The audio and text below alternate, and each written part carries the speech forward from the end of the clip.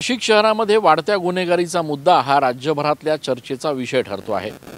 गेल्या काही महिन्यांपासून नाशिक शहरामध्ये खून, दरोडे, अपहरण यासारख्या घटना सातत्याने वाढीस लागल्या आहेत आणि त्यामुळे नाशिककर हैराण झाले आहेत।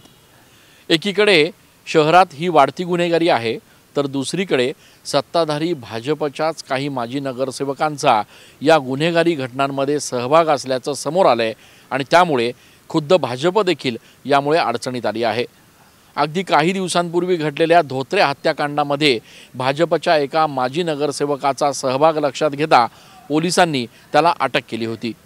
ही घटना समोर येऊन काही दिवस लोटत नाही, तोच आता सागर जाधव नामक एका युवकावर प्राणघातक हल्ला झाला होता, गोळीबार झाला होता आणि या संपूर्ण गोळीबार प्रकरणामुळे शहर हादरून गेलं होतं। या संपूर्ण घटनेमध्ये भाजपचा माजी नगरसेवक जगदीश पाटील याचा सहभाग असल्याचे पुरावे पोलिसांना मिळाले आणि पोलिसांनी जगदीश पाटील याला देखील आता अटक केली आहे। या सागर जाधववर ज्यावेळेला गोळीबार व्हायचा होता त्यावेळेला हा संपूर्ण कट शिजवण्यासाठी एक पार्टी आयोजित करण्यात आली होती, ज्या पार्टीमध्ये स्वतः जगदीश पाटील असल्याचं देखील पोलीस तपासात उघड झालंय।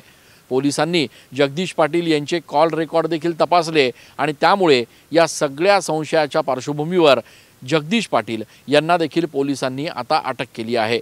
सागर जाधव याच्यावर सध्या खासगी रुग्णालयात उपचार सुरू आहेत आणि या संपूर्ण गोळीबार प्रकरणातले इतर संशयित पोलिसांनी अटक करत असतानाच भाजपच्या माजी नगरसेवक जगदीश पाटील यांना देखील या प्रकरणात अटक केली आहे। शहरात घडणाऱ्या गुन्हेगारीच्या या घटनांमुळे नाशिककर एकीकडे त्रस्त आहेत, सातत्यानं या सगळ्या प्रकरणांबाबत नाशिककर रोष व्यक्त करतायत आणि आगामी महापालिका निवडणुकांच्या पार्श्वभूमीवर या घटना जर अशाच सुरू राहिल्यात तर यामध्ये भाजपला सगळ्यात मोठा फटका बसेल असा देखील अंदाज वर्तवला जातोय। त्याहूनही धक्कादायक म्हणजे जर भाजपचेच लोकप्रतिनिधी अशा पद्धतीच्या गुन्हेगारी घटनांमध्ये सहभागी होत असतील तर नाशिककरांनी नेमकं कोणाकडे बघून मतदान करायचं असा संतप्त सवाल या निमित्तानं उपस्थित होतोय। स्वच्छ नाशिक आणि सुरक्षित नाशिकचा नारा देणाऱ्या भाजपच्या नगरसेवकांनी अशा पद्धतीच्या कृतीमध्ये सहभाग नोंदवून भाजपला तर अडचणीत आणलंच आहे, मात्र या घटनांमुळे आता आगामी निवडणुकांमध्ये भाजपला नाशिककरांच्या रोषाला सामोरं जावं लागेल असं चित्र बघायला मिळतंय। कॅमेरा पर्सन आकाश येवलेसह मी चंदन पूजाधिकारी, TV9 मराठी।